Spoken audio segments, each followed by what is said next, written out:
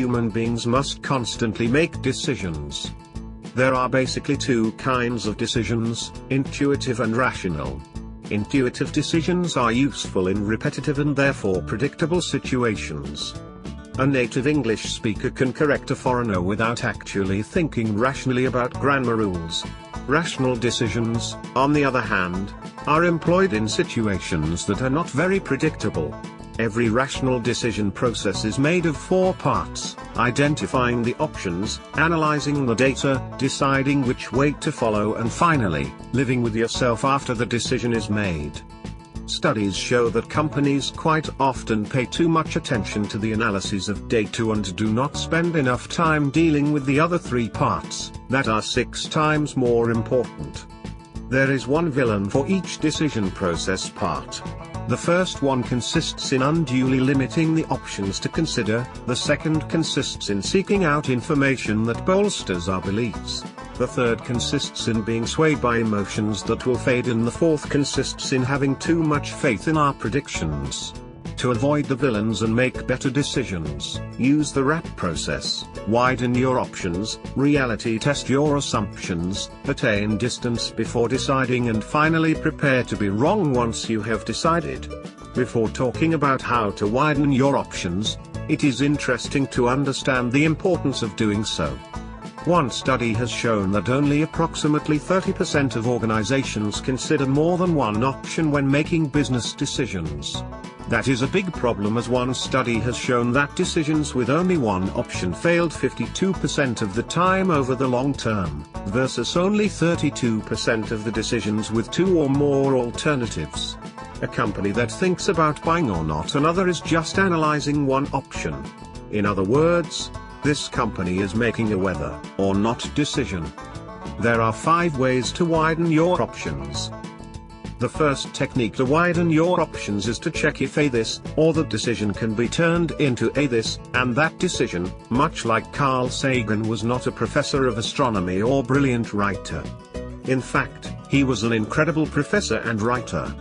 The second consists in thinking constantly about the opportunity cost.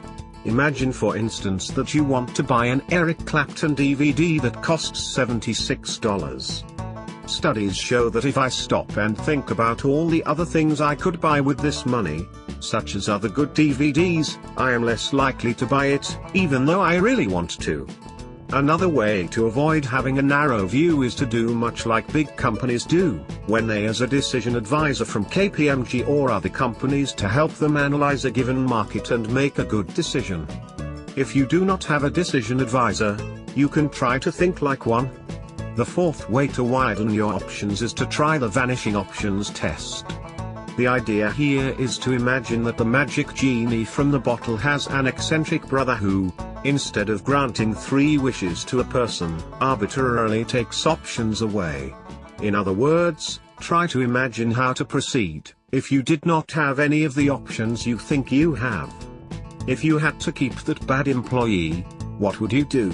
The fifth way to multiply your options is to search for existing solutions. In this way, you avoid to waste too much time with things that do not matter and focus on things that actually matter. If you want to create a new bicycle, you should probably not try to change the shape of the wheels. You might try to focus on reducing the bike's weight or making it more stable. There are, basically, 3 ways to find existing solutions and use them to create new options for your app process. The first one is to search for people that have already solved the problem you need to address. This can be achieved by looking at your own bright spots. In other words, you can study the situations in which you were able to solve this problem. If some of your workers are able to do their work faster, it is important to understand how they achieve that. Doing so is a fast way to improve your company. You may also try to find answers outside your life experience. A great example of searching for solutions outside is Walmart. This company became very successful because it was able to replicate the best practices of its competitors. In other words, its benchmarking was very effective.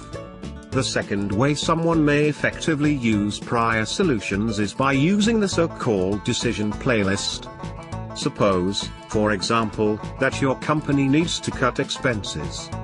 A list of ready-made questions and issues, based on previous bright spots, could help direct the budget cutter. In this case, this list could contain questions such as, could you cut deeper than you need to in order to free up funds to invest in exciting new opportunities? It could also contain statements that might be useful such as, resist the urge to cut everything by a fixed amount.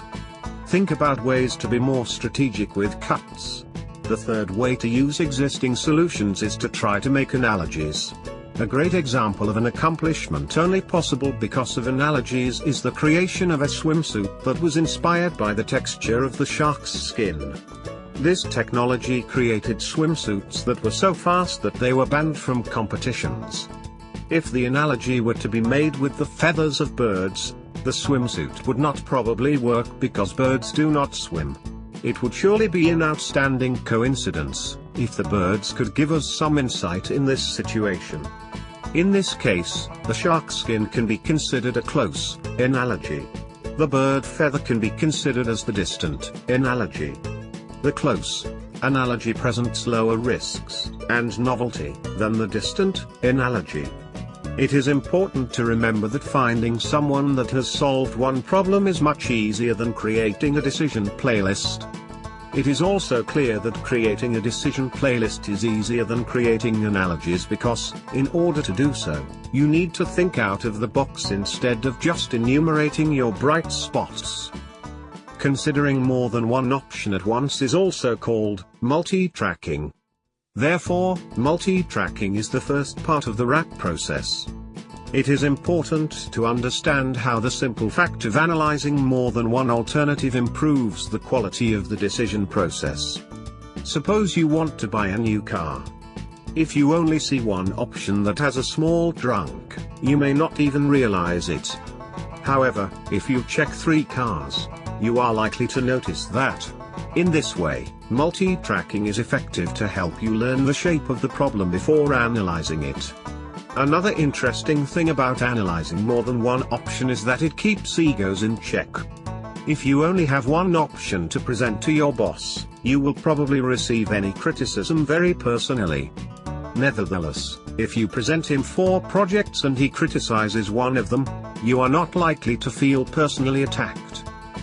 When you learn to shift between different options, when you learn how to appreciate the value of different alternatives, you learn a very important skill. This skill might as well be used to shift between 2 mindsets, prevention focus and promotion focus. A great part of investors in Brazil are today avoiding negative outcomes due to the economic crisis.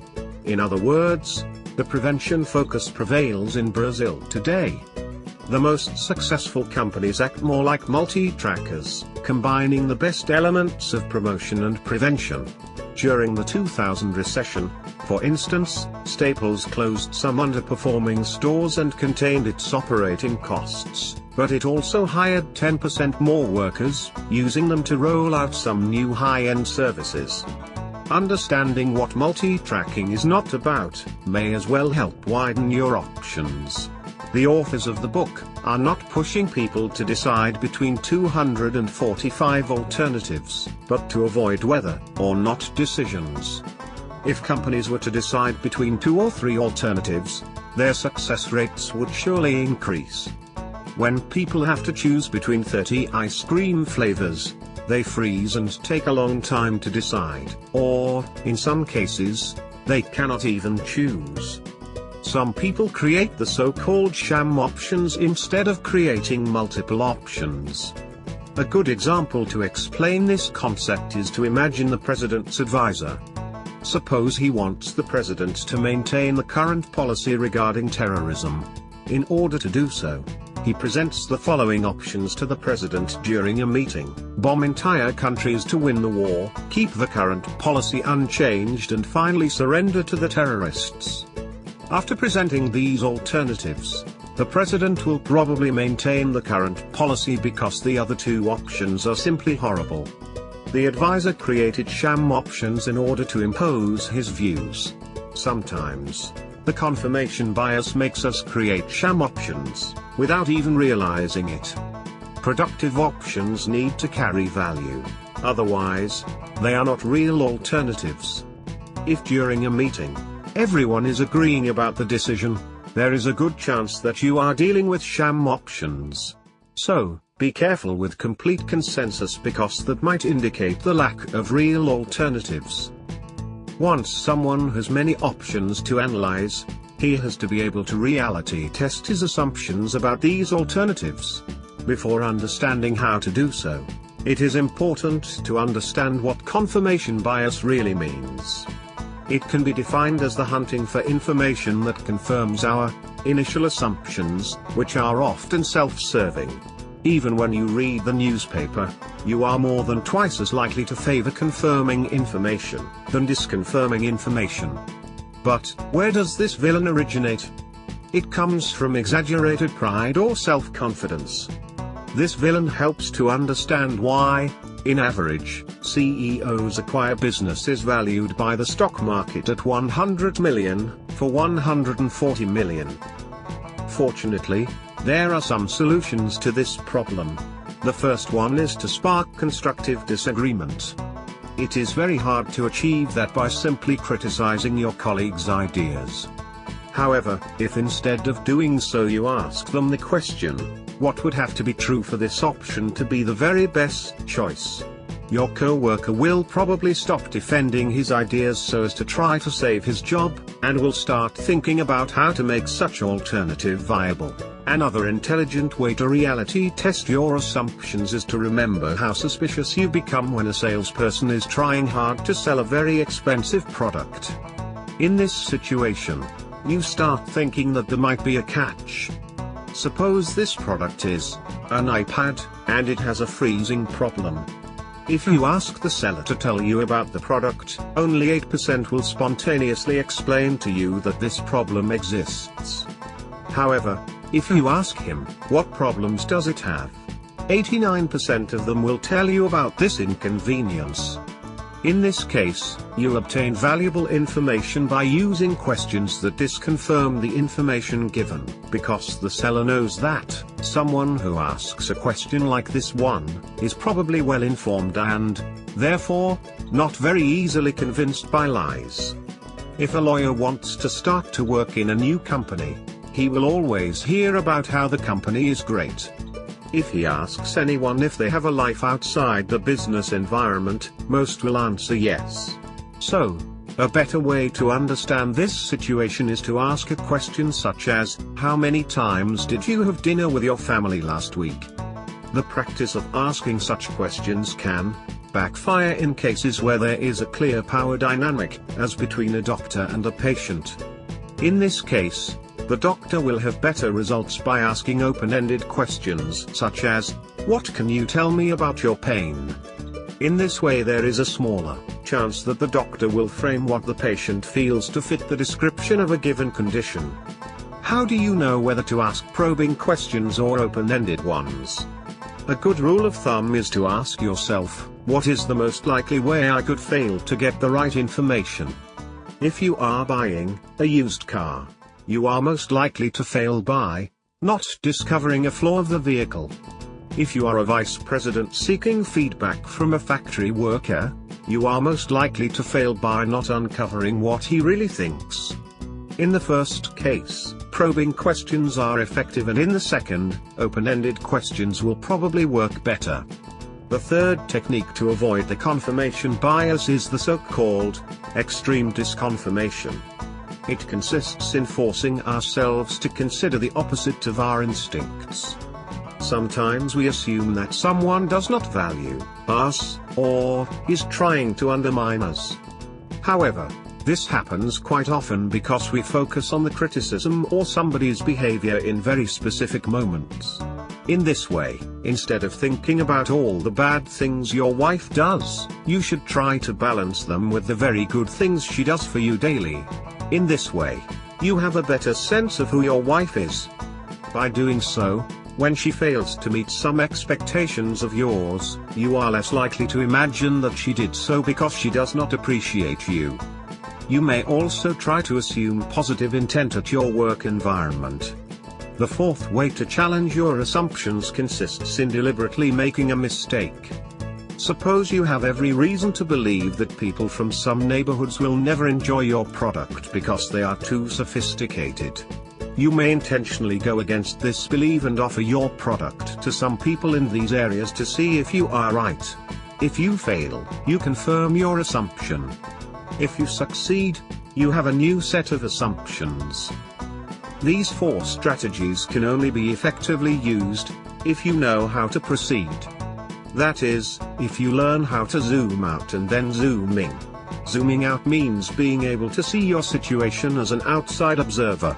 Zooming in means seeing your situation with your own eyes. It means getting the data obtained by zooming out and adapting it to your specific situation. In order to make your outside view more realistic, it is important to try to find some base rates, in other words, average numbers that may help you understand how things work for other people. Sometimes, such data is available on the internet, as a result of studies by reliable scientists. If you cannot find a lot of information about a given subject, you can ask an expert, or better yet, some experts, to try to give you some numbers about your problem. Sometimes, they cannot give you exact numbers, but they can help you understand how likely some events are. Be careful, however, with experts' predictions about the future, as they are often wrong. There are some good examples of how one can zoom in. Roosevelt, for instance, used the polls to analyze different subjects. In other words, he knew the importance of zooming out. Nevertheless, he also had a very effective way to zoom in. He would have someone to read the mail sent by citizens and organize it. This person had to present this information during the so-called mail briefs. Besides these briefs, he would read some of the mail to get in touch with what people were actually writing, how they were feeling. Procter & Gamble give another good example of zooming in. This company started analyzing its competitors' products not only using technical information, but also using information they gathered when using such products. In this way, they could feel how the paper towels actually felt and how effective they were to clean a given surface. Most features that were debated about reality tests are assumptions, were not practical. The only practical solution proposed was to make a deliberate mistake. Except that, all the other principles are very helpful to understand the facts about a given subject, but they are dealing with how to think. When someone recurs to ouching, however, the gathering of useful information becomes practical. Ouching means running small experiments to test our theories. In other words, rather than jumping in headfirst, we dip a toe in. This technique is particularly useful because, as studies have shown, even experts are horrible at making predictions. Doctors, economists and engineers are quite often wrong when they try to predict the future. When you make a small experiment, you create a way to see if your basic assumptions work in reality, before putting your big idea into practice. One study has even shown that corporate executives favor prediction while entrepreneurs favor active testing. In other words, the executive's belief seems to be, to the extent that we can predict the future, we can control it. On the other hand, entrepreneurs' belief seems to be, to the extent that we can control the future, we do not need to predict it. Another study that shows how predicting is less useful than testing concerns the process of hiring new employees. It shows that if you create an activity to evaluate a prospective employee, you are more likely to judge his capacity than if you simply interview them. This happens because when you interview someone, you are basically trying to predict whether or not he will be a good professional. When you choose someone based on his capacity to solve problems similar to the ones your company faces, you are much more likely to choose well. It is important to know that testing is not very useful in situations that require commitment. Suppose, for instance, that you have decided to go to the gym 3 times a week. If you start making some different tests instead of sticking to your objective, simply because you feel a little discomfort, you will end up not achieving what you want. Coaching is useful when we genuinely need more information and not in situations that we already know what to do and how to do it. Once you have analyzed your options, you must decide. This process might be more complicated than it sounds, especially due to short-term emotions. It is not a good idea, for instance, to make a major life decision just after losing a loved one. In this case, the person taking the decision can easily spot the feeling that might lead him astray. However, we might be misled by other short-term emotions that are not so easy to spot.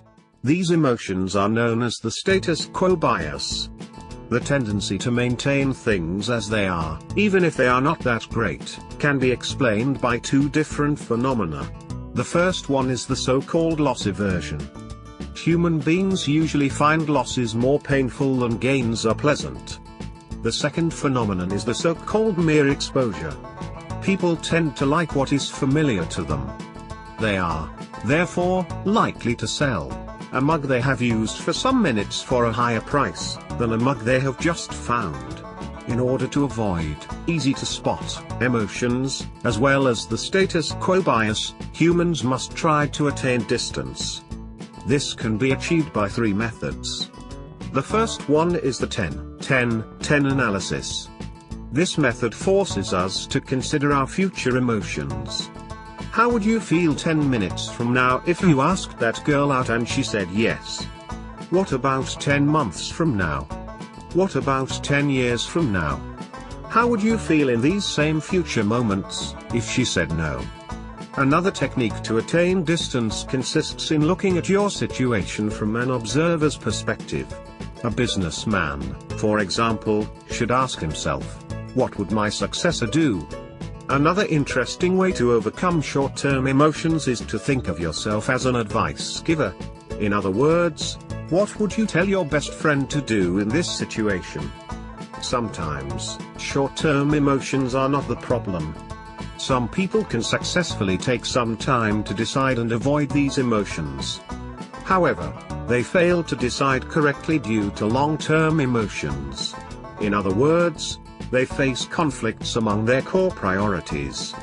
Core priorities are long-term emotional values, goals or aspirations. People constantly ask themselves who they want to be or what kind of organization they want to build. The solution to this problem involves two steps. The first one consists in trying to identify your core principles.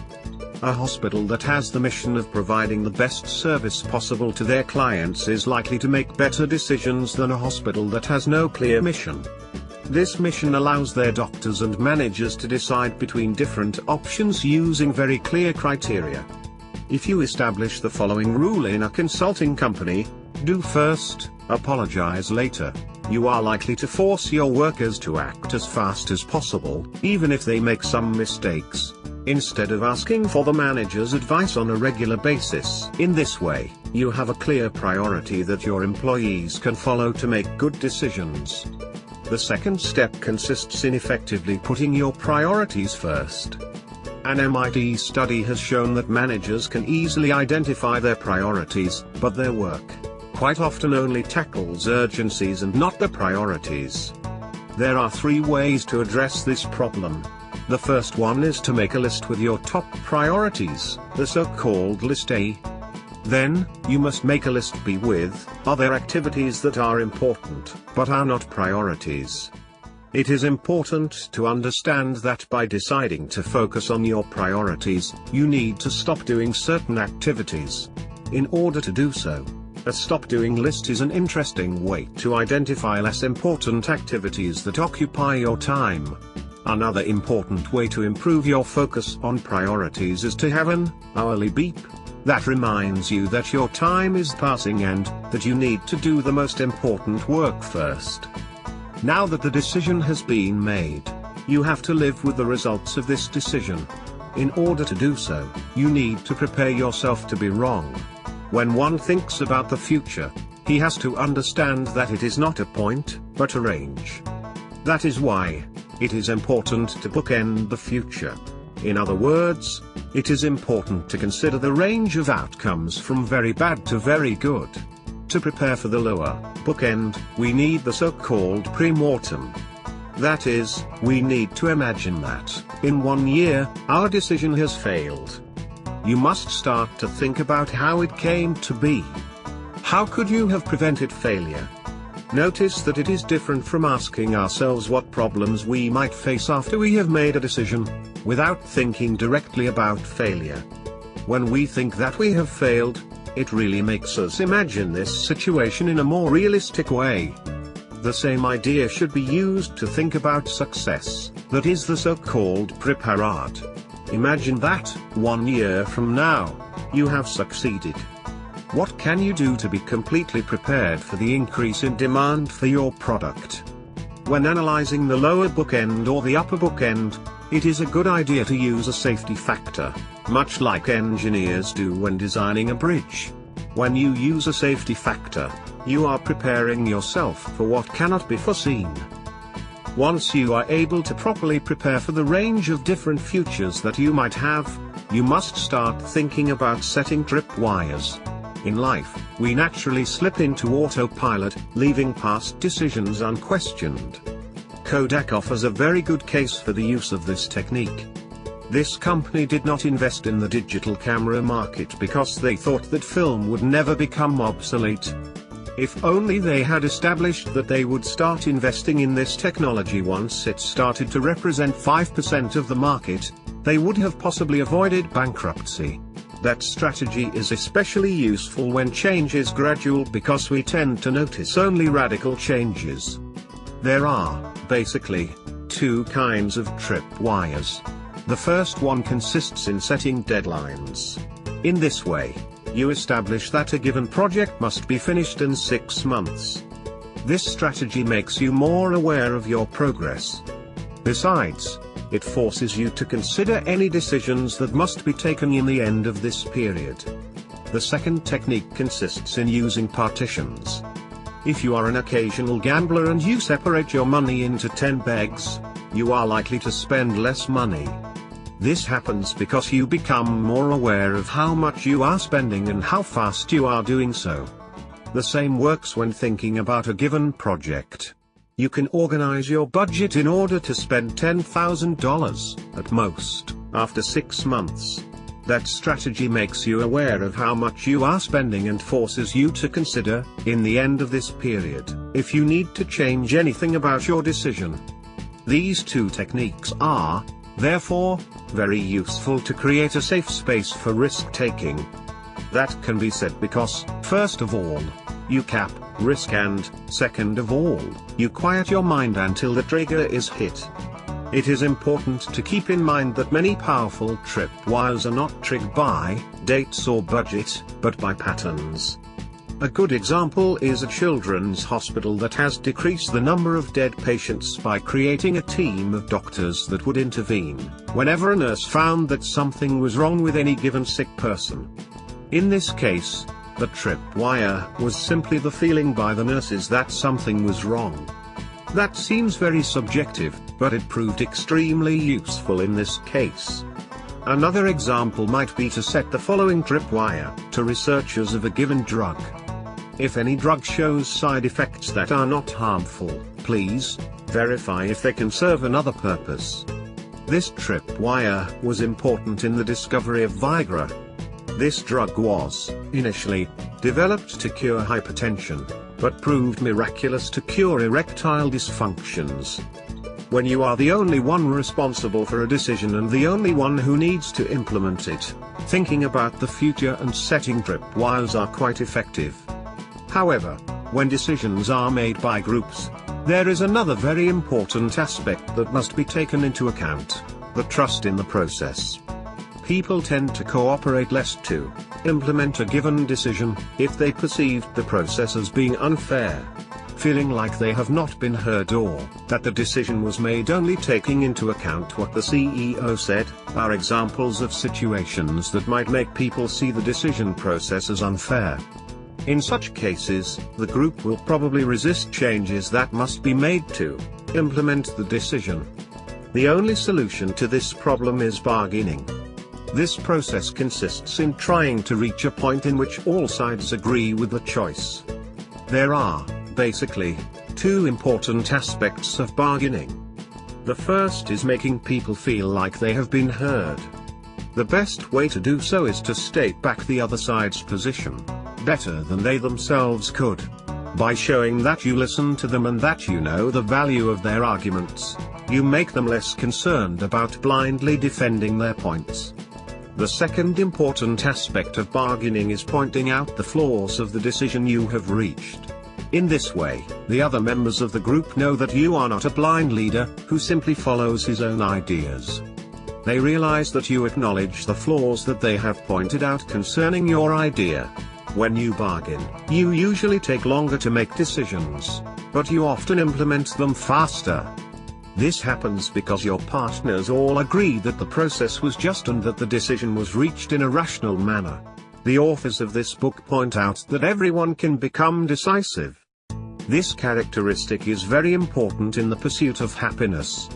Studies of the elderly have shown that people regret what they did not do,